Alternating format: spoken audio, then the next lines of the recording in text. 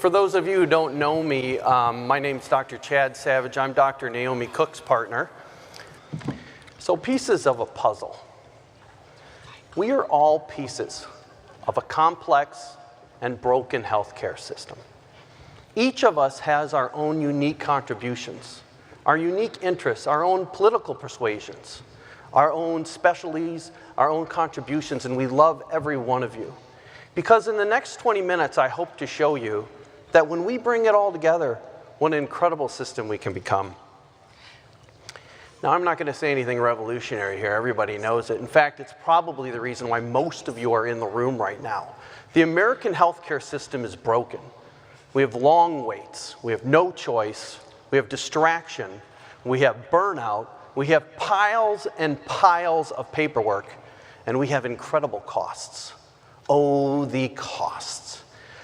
For those of you who've seen my discussions in the past, I make the argument that it's the cost in the healthcare system, or at least the illusion of cost, that has actually cost us our autonomy, because third parties have used this to intrude and take away our liberty.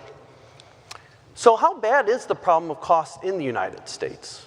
Well, if you were to look at gross domestic product, entire economic output of other nations, including their healthcare system, meaning their housing, their gas, their sales, their manufacturing, the entire economic output of countries combined, we in the United States on healthcare alone spend the total of the combined gross domestic products of these nations.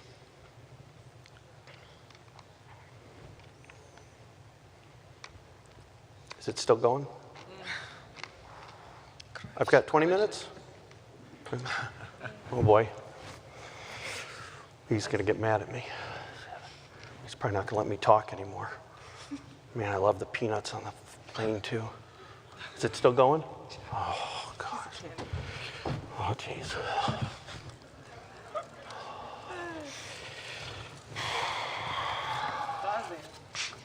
Oh, man.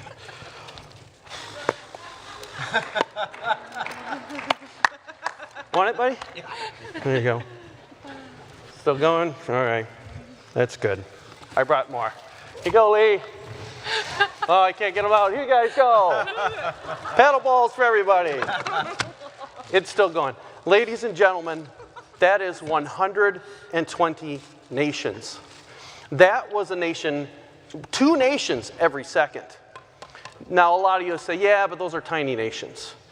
Combined, that accounts for 1 in 5 people who live on planet Earth. 20% of the global population. We spend in healthcare in the United States alone the equivalent of 20% of the global population's economic output.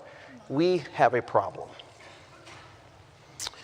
So, the good news is we have solutions that are popping up everywhere.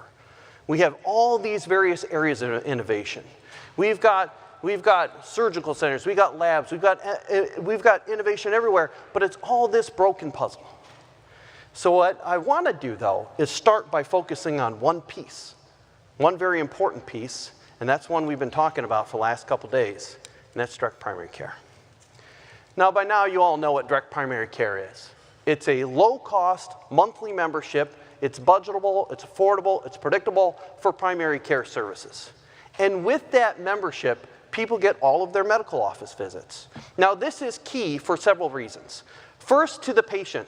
When they pay a lot of money at the time they access care, they tend not to access it as much, which means that they present with diseases in more advanced, more difficult to treat stages of illness.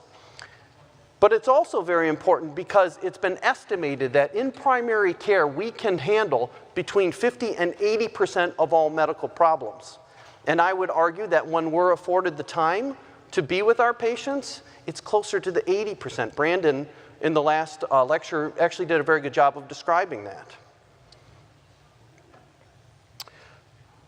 Lost the screen over here. We include all in-office diagnostics, EKG, spirometries, pulse oximeters. We include all of our procedures, joint injections, cryotherapy, ear lavage, and one that's a big topic in healthcare right now, telemedicine. The entire industry recognizes the advantage of telemedicine, the ease of access to your doctor remotely, the way this could really transform the provision of medical care. The problem is the current system can't figure out how to code it, bill it, or document it. Let's back up, Lee. Well, in DPC, we've already resolved that issue. We valued that doctor's time within the membership. So some of these solutions are already being answered. So that is a huge first piece of that puzzle. But DPC doctors didn't stop there in trying to resolve issues for patients. We've included what I like to call DPC services. We went out and with our diplomas and with our licenses said, what other things can we do that can we access to help our patients out? And labs are a big one of those. Most DPC doctors contract directly with labs.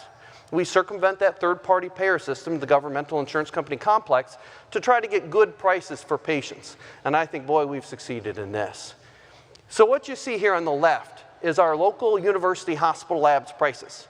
This is from their transparency website, and I've confirmed it with actual receipts that have been brought in from patients. In the blue are our prices from Dr. Cook and my direct primary care clinic.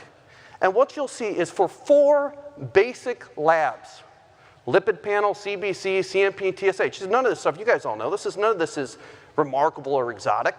Our hospital lab charges $535. We can do the same thing for $20. That's a savings of $515 on one blood draw. So right there, we've added one piece to the puzzle. Now medicines are another one. And boy, is this not the hot topic right now. DC is a buzz. How do we fix the medication problems? You know, people are talking about legislation and such to try to correct it. We haven't solved it all, but at least for generic medications, I believe we have. Because as you can see in this slide, again, the blue is what we have in our direct primary care clinic, and the red is the estimated retail price at CVS according to GoodRx.com. If you look at Plavix alone, 1 month of Plavix at CVS, $114. We are able to provide the same month of Plavix for $1. That means you could get 10 years of Plavix for the same cost of 1 month at CVS. Now people say, well, yeah, but if they get the GoodRx coupon, they may get a good price. And that's probably true for the people who understand that. But what's amazing to me is how many people go to CVS, don't realize there's any negotiation potential there, and actually pay the $114. And if you look over at Norvasc, we can get an entire month of Norvasc for 21 cents. We can treat hypertension, one of the leading causes of treatable premature death in the United States, for an entire month for less than the cost of a single gumball. And if they're a heart patient and we need to throw in some Zocor, well, we can treat both for about 2 gumballs for an entire month. And if they happen to work for the regular insurance company, the insurance-based system, and they have depression, well, we can throw in Celexa, treat all 3 for $1 a month. That was supposed to be funny, by the way. Thank you, Josh. Pity laugh. I'm laughing at you. Yeah, okay. So, all right, so medications come into the mix. What about imaging? Imaging, for those of you who've seen my discussions in the past, I have this big slide last year where I went in a big circle and I talk about the false pricing of MRIs. Because they're expensive, it gives justification for the false belief that we need intermediaries, third parties, government and insurance to pay for those for us. But is that in fact true? Because when you add those third parties into the equation, what do you make them? You actually make it expensive. So as you can see here, we go back to our hospital lab. MRIs through our hospital lab are $4,200. We're able to get that same MRI for $279. That's 94% cheaper. That is a savings of $4,000 on one imaging test. We see the same thing with x-rays. We save $530 for x-rays compared to the hospital lab. We see the same thing with ultrasounds. We save over almost $1,000 on a simple abdominal ultrasound, and we see it with bone densitometry, 92% less, $577 savings compared to our hospital labs. So we go back to our puzzle. And yet another piece comes into the picture. Now, okay, we've talked about lower cost things, and maybe you guys will see a trend here. I'm kind of progressing more and more expensive. What about surgery? That's really starting to get expensive. Is there really innovation occurring there? And thanks to Keith Smith, Surgical Center Oklahoma, and places like that, the answer is absolutely yes. There's even innovation occurring on that front. What you'll see here on the left is that lumbar laminectomy surgery through the insurance model can bill between $50,000 and $90,000. Surgical Center of Oklahoma, wrap price means everything. They're not getting bills randomly over several months. Wrap price, pre-op, surgery, surgical center, anesthesia, and post-op care, $9,900. That's a savings of between $40,000 and $80,000 on one surgery. Welcome surgery. So, now I don't know a single DPC doc who says you don't actually need coverage. We can do a lot of stuff, but there are times when bad things happen and you're in an ICU for an extended period of time or something like that, and you do in fact need coverage. So is there innovation occurring on that front? And I'm very happy to say yes, and we have examples here during this conference of that. We have things like health sharing ministries. We have things like, this is not innovative, the traditional insurance high deductible plan, that's just a high deductible insurance product, but the HSAs. HSAs are great. For those of you who don't know, HSAs are the optimal savings modality. It's kind of like a 401k. You can, and prior to taxation, you can put money into an HSA account. You can invest it. It grows just like a 401k, tax-free. And when you use it, you can use it tax-free as long as it's for medical services. You own it. It travels with you job to job and even into retirement. It is the optimal savings modality. Even a 401k is taxed at some point. HSAs are not. It would be really good if you could separate those from the onerous traditional insurance product, but as of yet, that doesn't exist. There are bills that are proposing to do this. We'll see if they get traction. Short-term limited duration policies, these are the resurrection of the catastrophic plans.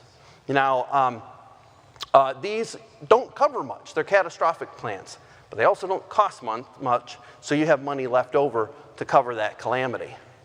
We have indemnity plans. They cover specific disease states, and of course, TPA, ERISA-based self-insurance plans that companies can do, where companies have a much more leeway as to how they design their plans. They can design them around us, around DPC, and there's a lot of innovation and saving going on that front too. And with coverage comes coverage for things that maybe were not included within direct pay approaches. Things like hospitalists and specialists who have decided to not yet engage in these kind of pricing. So with that, we welcome in the rest, and now we see our picture. Our puzzle starts to come together, but we don't yet know really what it looks like. It doesn't look like much yet. So let me show you real-world examples. I'd like to tell you my tale of 3 patients. I'd like to introduce you to Joe, Bob, and Jennifer. Joe is a pretty healthy guy, 39-year-old gentleman. So how do you see this slide? When you look on the left here, the left column is the insurance-based prices from our hospital. The right is direct pay prices from our clinic. So Joe tries to take care of himself, right? You know, he goes in for his annual check. He gets annual labs. He is really pretty healthy, except he's on hydrochlorothiazide for hypertension. So he goes to a 6-month check to get his potassium checked and make sure his blood pressure is still under control. He gets one episode where he gets sick. He gets so sick of paying those onerous hospital prices that he decides to go to the Minute Clinic because he's under the impression it's going to save him money, but as you see in these prices, that's really not the case. He even tries to access good pricing through GoodRx, getting that $4 a month hydrochlorothiazide.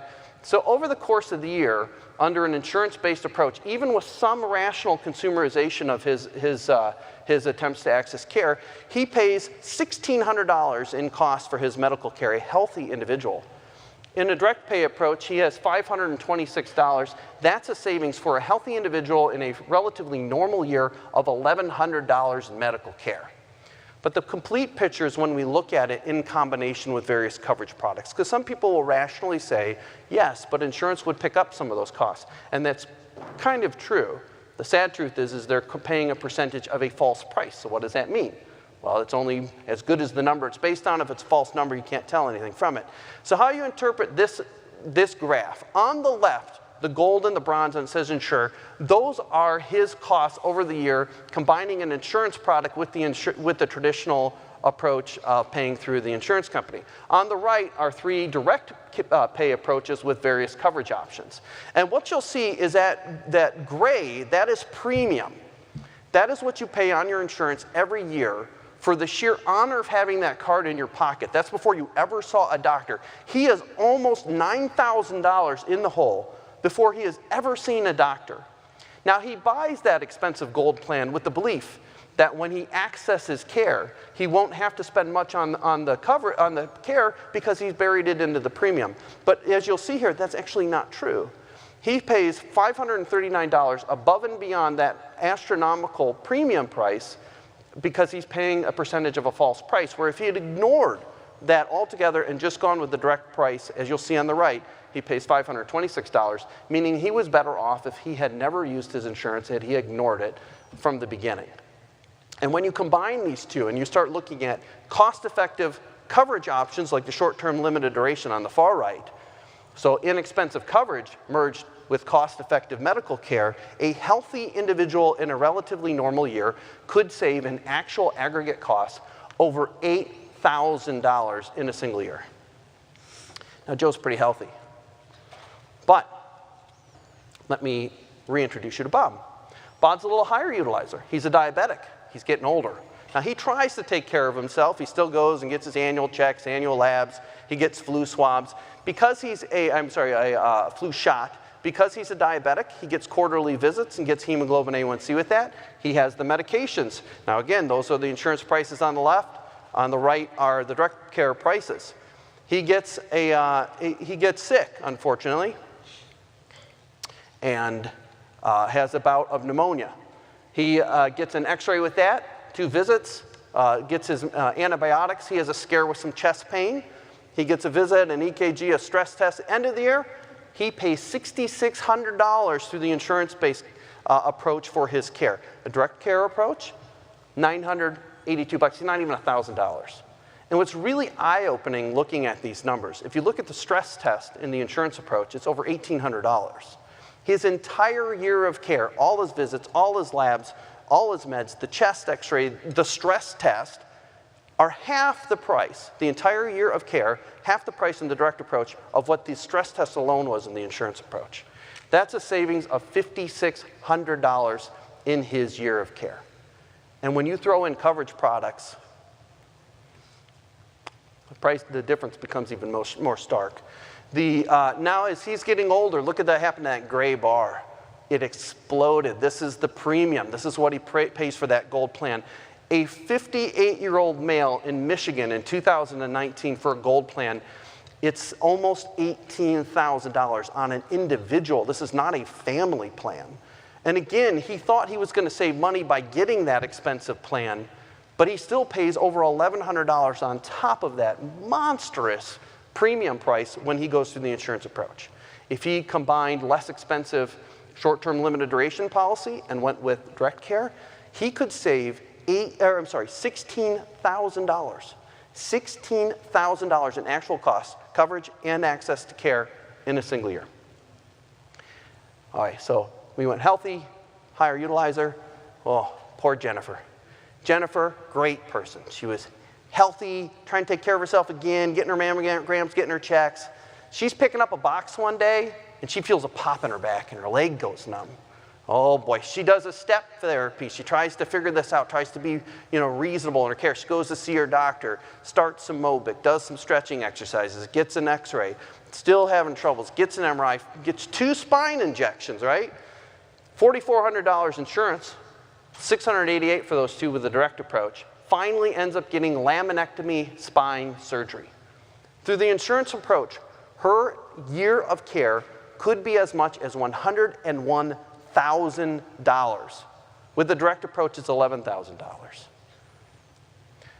That's a savings of $90,000 in 1 year of care. And if you think about that by extension, she could have essentially done 9 spine surgeries for the price of the difference in that price. Now, this is where we get into a unique scenario, because that was so costly that year that she's pretty much maxing out all these coverage products, except for one, interestingly enough. The short-term limited duration direct approach was still less, ignoring the insurance and getting spine surgery, than that deductible. She still was about $1,100 or $1,300 better off in that situation if she'd never used her insurance. But you do see in many of these scenarios that she's maxing them out. Interestingly enough, the gold plan was the most expensive under any one of these 3 scenarios. Healthy, utilizer, worst year of your life. So worst year of your life. Thankfully, those don't occur very often. But when you do need coverage. They're catastrophes. That's why catastrophic coverage is there, to cover catastrophes. Now, under this scenario, the health sharing is actually the cheapest. Because though they pay more per year, they have a lower, they don't call it deductible, it's like unshared amount, but they have a lower equivalent on that. So again, looking at the comparisons here, this, if she just alters how she pays for her care, not rationing care. This is not rationing. In fact, I'd argue she's getting better care. She's seeing a doctor who can really pay attention to her. She saves almost 14 grand in that year. So we're back to our puzzle pieces. And we've seen what it looks like when you can bring them together. But if you really look at them close, what do they look like? Well, they look like you, and they look like me. The people literally in this room, sitting in the very chair next to you. We have the power in this room, doctors, TPAs, health sharing ministries, representatives from labs and imaging centers. We have the power in this room to reform and fix American healthcare, the largest part of the largest economy that has ever existed in the history of the world. And it all starts by designing a system around DPC. Doctors living their lives, loving their lives with a focus and attention to give their patients the best care that they can receive. And as we continue to look at these pictures, every little piece has its own picture on it. But when you put a puzzle together, it makes a grander picture. And we see that emerge here too. A picture of a functional, effective, cost-efficient, wonderful American healthcare system that's built on freedom, that's built on choice, and as the other panelists have mentioned, it's built on happiness. And I, for one, love the look of that. Thank you.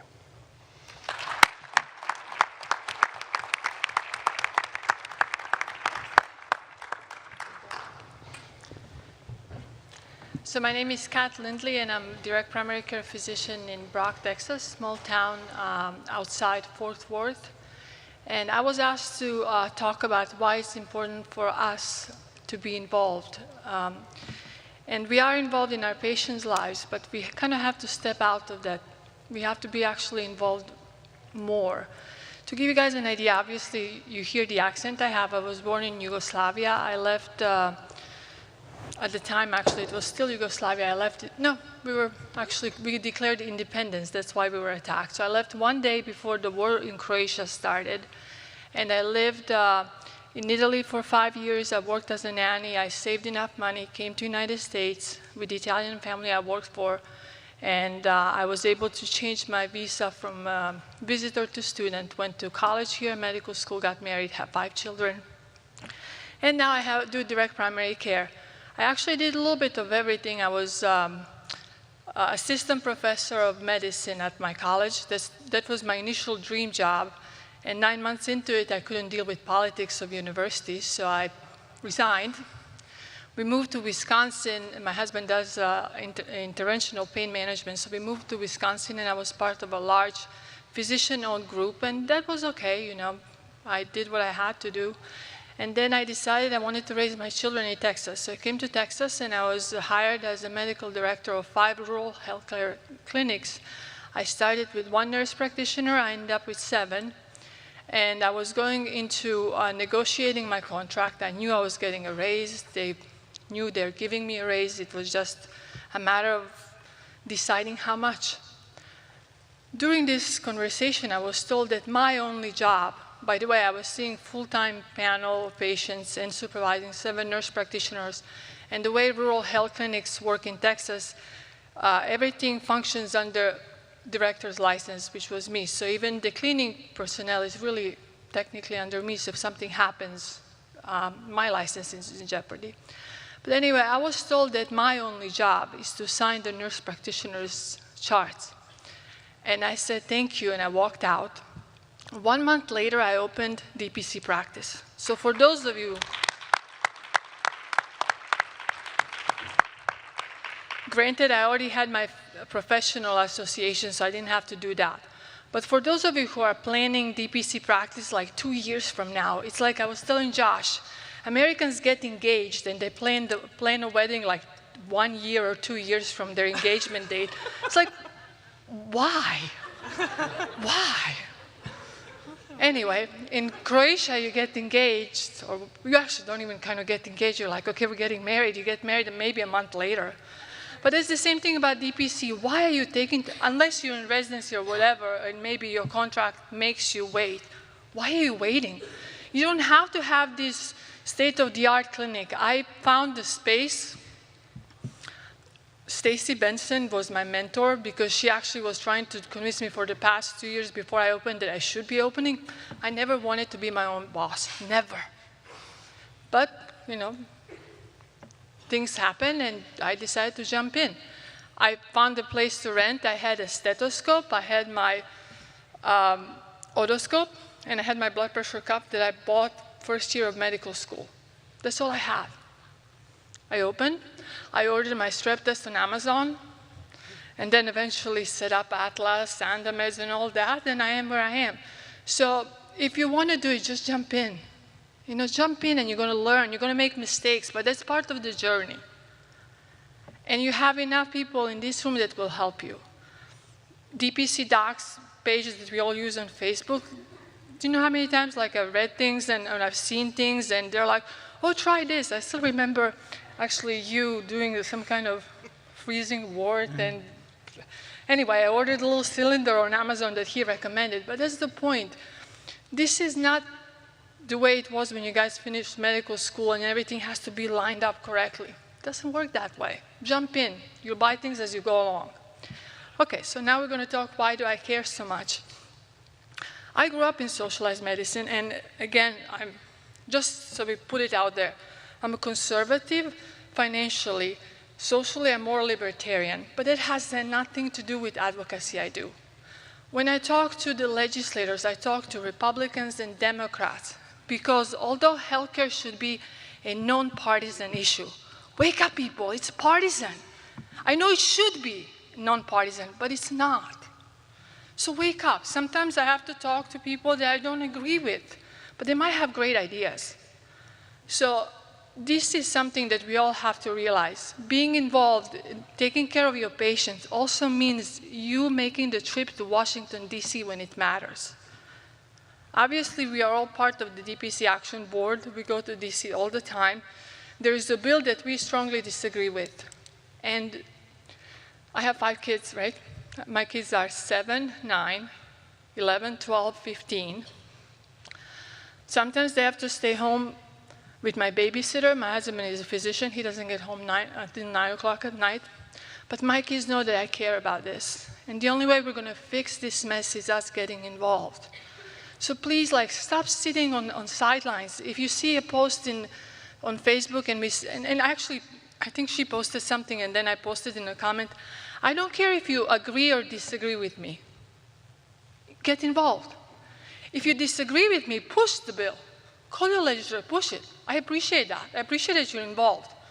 If you agree with me, then please carry me on through and help us defeat this bill. But this is not, I'm not talking about the bill. I'm just talking about the fact that you guys, I truly feel that if you want to save healthcare, and by the way, healthcare is not one word, healthcare is 2 words. Once healthcare became one word, it became an industry. But healthcare started as 2 words. Because whether you like Dr. Hunt's talk or not, it's a health care. We're supposed to take care of ourselves. And it's something that we all need to care about. So let's go back to socialized medicine, why I am passionate about this. And actually, my story is not, it's a sad story, it's not horrible, it's life, and I'm over it now. It's been almost 9 years, so I learned to cope with it. But I left home when I was 18, so I've been away from my family for a long time, and it's kind of hard to be part of a family when you're so far away, continents away. So when things happen, you kind of, you know they're happening, but you tend to compartmentalize, at least I do. So when my mom was diagnosed with ovarian cancer, we as a family decided to go private route. We paid for the whole thing. She had CT, MRI, surgeries. She recovered. Everything was great. But every winter, she would get what we call a flu in Croatian. She would go get treated, given medicine, whatever. She would recover. Well, one year, she wasn't recovering. She was sick a whole year. And my family, since I was the youngest child, my oldest sister is 20 years older, my brother is 16, the other one 18, they tend to cuddle me a little bit, so no one told me that my mom was dying. So I am over it, so I'm really good. But anyway, I had to say goodbye to my mom over the phone because I was not allowed to fly. I was 6 months pregnant, and my mom was diagnosed with tuberculosis in a country that shouldn't have it. The reason she was diagnosed with TB because she got it a lot of years before, but no, the way socialized system works is you have to wait in line, you have to see a physician. You have to, things are not as ideal as we think they are. And when people say, well, you're just trying to scare us, this and that, we're not, we lived through it. Do you know that most legal immigrants, and I'm talking about legal immigrants, believe in Constitution? We believe it, most of us, not all again. Most of us believe in borders. Most of us believe in the right to bear arms. I don't have guns in my house, by the way, but I believe you have that right because we've seen the other side. The reason people come to the United States is because this is still the only country where you can have a dream. This is the only country where you can be born the poorest person in the world, but become a billionaire because of your hard work.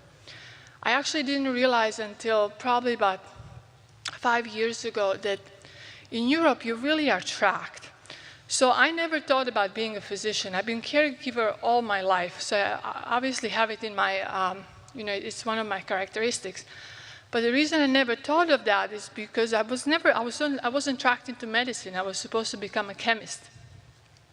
So when I came to the States, I was a nanny for 2 ophthalmologists, and I was doing work with their kids and stuff like that, and they go to me, why don't you go into medical school? And I was like, yeah, why don't I? And I did. But the point is, this is the only country where you can jump up and you can jump and you can go down. Nowhere else you can. And again, I apologize if I offend anyone. It's not my intention. But the reason why I care is my experience in life. And what I'm trying to say is I really, truly believe that direct care is the answer to healthcare mess that we're in. Because we're the only people that show it can be done at low cost. Our patients love what we do. Medicine are not expensive, physicians are not expensive, labs are not expensive, radiology is not expensive, it's everything else. Hospital, insurance, because they're bureaucrats, they have to pay those people. So that's why that part is expensive. But the only way we're gonna get our voices heard is if you guys do something. If you can go to DC, again, they know that I hate asking money, and I'm not asking anyone money right now at all. But if you can go to DC, donate to your senator. So next time there is a bill or something that matters, you can call that staff and they'll know you by name because you donate every month $50 and every so often you visit them when they're home. You can be involved in so many different ways.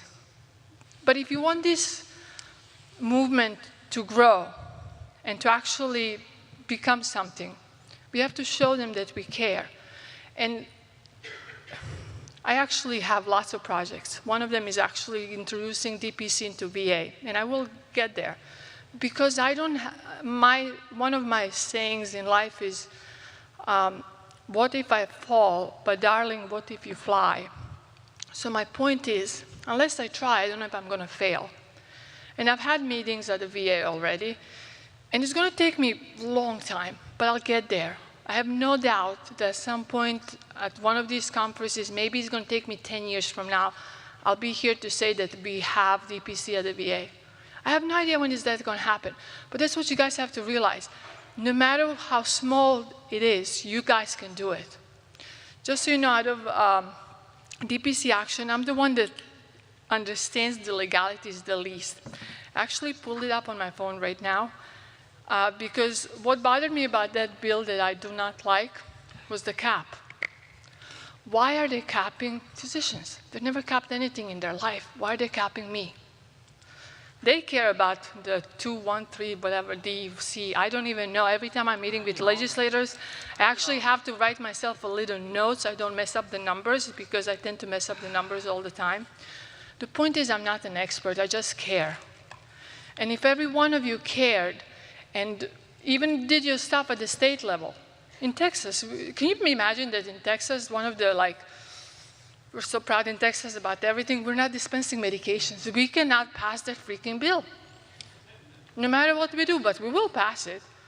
But those are the things, there's certain stuff in your states that maybe you guys don't like about direct primary care. Do it. Go look up what another state did and it worked. I think there is an awesome dispensing bill in North Carolina or something. Look up that. Find one of the legislators you like, do a little fundraiser, and then say, hey, I have a bill. By the way, I wrote a bill for veterans that one of the legislators from Texas is going to introduce in Congress. I've never written a bill in my life. Anyone can do it. So I'm here just to tell you that there's so many things that all of you can do. Medicine is part of it, but medicine is not it. It's not the only part of it. To help our patients, we have to be involved. Whatever that is, if you want to do a fundraiser for your senator, fundraiser for your congressman, you want to send them a card, you want to get involved with us and go to DC with us and meet with people, whatever. But just don't sit on sidelines. Even if you disagree with me, disagree with me. By the way, my best friend is a Democrat and a Jewish person. Obviously, I just told you I'm a conservative Christian. But we have the best discussions ever, because we come from two different sides, and even when we disagree, we always find a common path. And by doing that, we can make things matter. And like I said, healthcare should be nonpartisan. But for those of you who are idealists in the world, wake up. Healthcare is partisan. You have a choice. Medicare for all or free market. Obviously, as part of DPC, I believe in free market because I feel that's the only way that we can actually give choices and patient gets to choose. We don't get to choose. Like, who are we to choose for them, by the way? That's what gets me. And when I talk to legislators, I don't talk only as a physician, right? I talk as a mom of 5 children, because the reason I do this is to leave the better world behind me to my kids. And I just want you guys to start thinking about what can you do, because you can do so much. Thank you.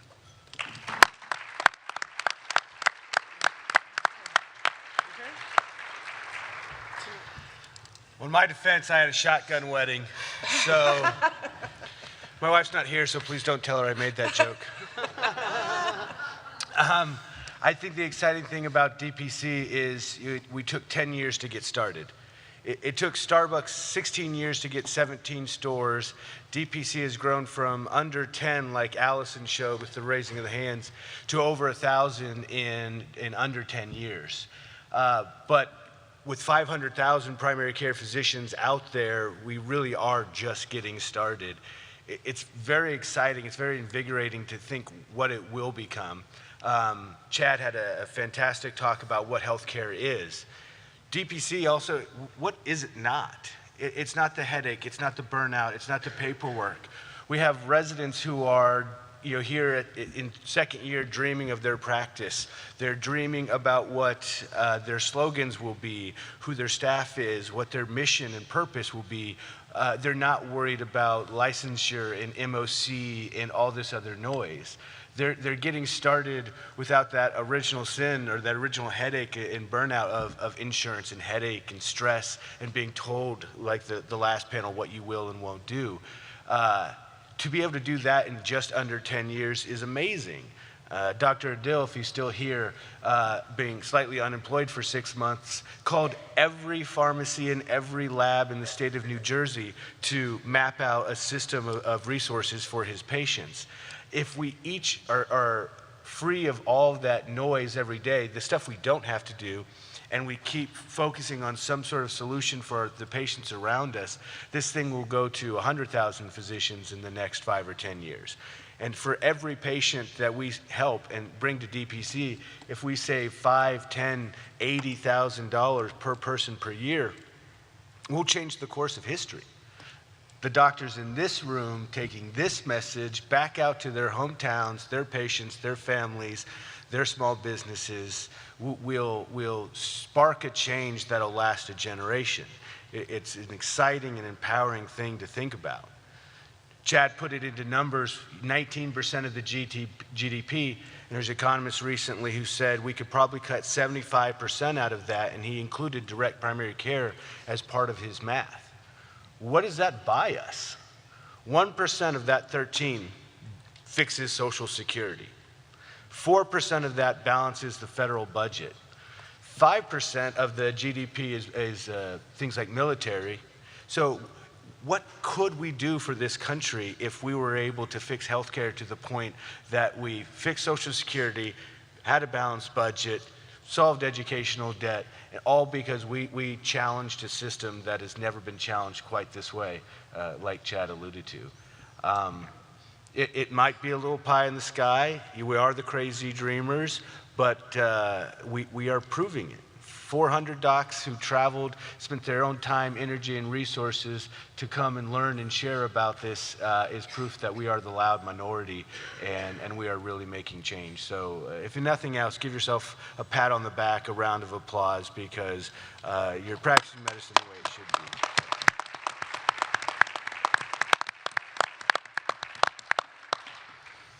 My turn? Okay, I'm last.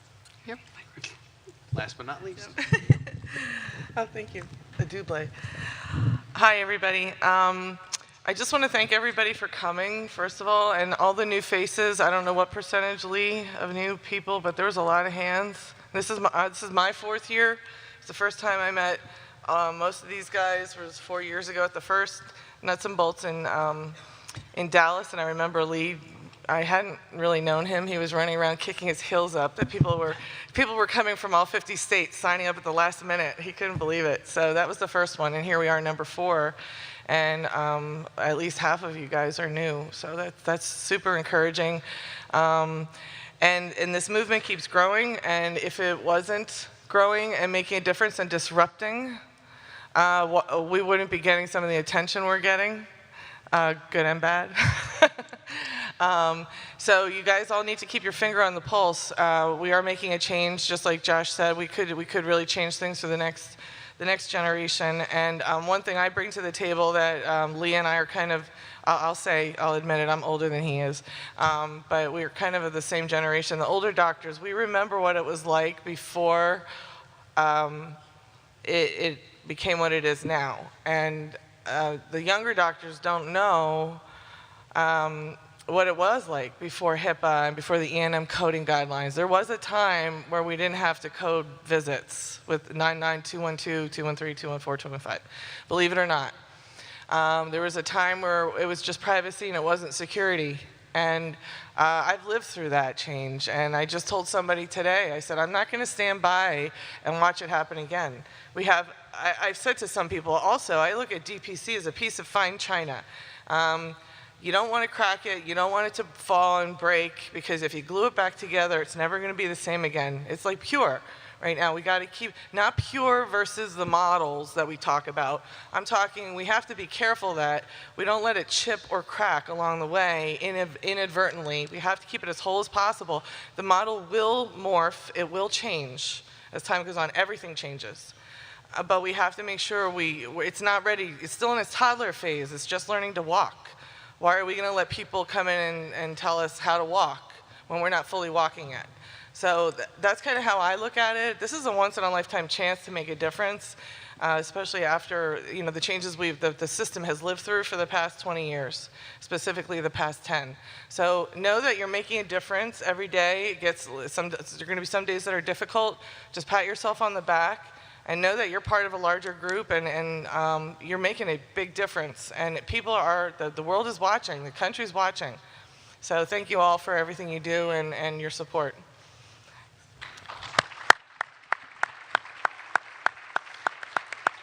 All right, and this is Saturday afternoon in the happiest place on earth, and we still have a lot of people in this room. That's really, really exciting. I want to do some wrap up, a little bit of housekeeping. Again, this is your board of DPC action. So I'd like to give all these guys a real round of applause. If you look in your program, you'll see information about what the successes that our organization has had to date so far. But if you look up on that screen, the types of services that are the types of things that we're doing on a regular basis, we are always keeping an eye on Washington. We are getting constant updates, real-time updates as to what's happening. We're being barraged with information. We're being constantly contacted by state and federal lawmakers asking for our advice on how they should interpret things. We're asking for opinions on how to write legislation. We're being called by states and asking how we recommend that they reform their Medicaid programs.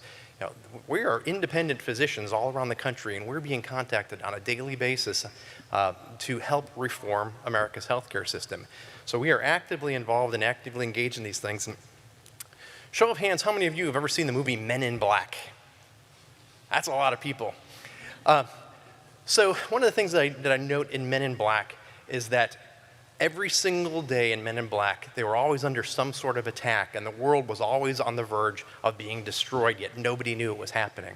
I'm going to tell you that that is our lives right now on a daily basis. There is not a day, there's not an hour that goes by that we are not getting some form of notification of how our profession is under attack, and this is a 24/7 operation that we need to constantly be responding and reacting to these things. This team is amazing. These people do not sleep, and so I would encourage you to go and follow us. Pick up your phones right now, go on to Twitter, follow DPC Action, look for notifications from us.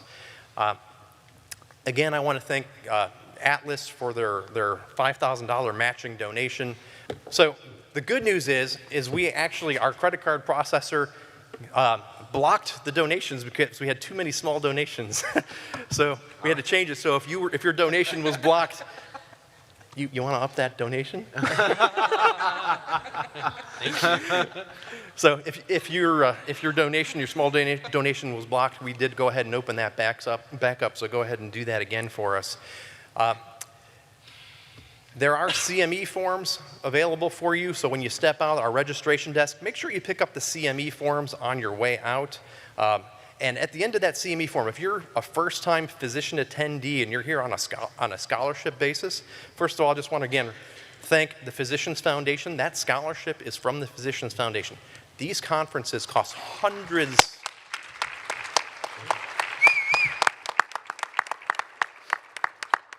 These conferences cost hundreds of thousands of dollars to put on. A $700 ticket price does not cover your cost to attend this. So even if you're not here on a scholarship, you're actually still here thanks to the generosity of the Physicians Foundation and the work from Docs for Patient Care Foundation. So one of the things I would like to ask you is, our work here does not end after this conference. Our work here starts after this conference, okay? So our work here is year-round. I would ask you to do two things. Number one, follow the work of DPC Action. Make a contribution to DPC Action. No amount is too big or too small. Docs for Patient Care Foundation is also a nonprofit organization.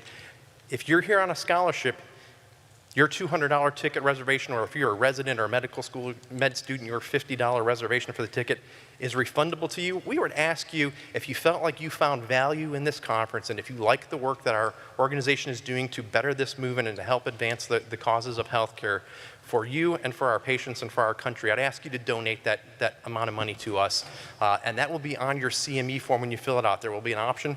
You can request where that refund will come to you, or you can designate that refund be donated to us. I would please, again, ask you to donate that amount to us. We do work very hard for you, and everybody up here is a volunteer. So, again, thank you, everyone. Thank you to our staff for Docs for Patient Care Foundation. They did an amazing job, our volunteers. A big round of applause for our faculty. These people are amazing.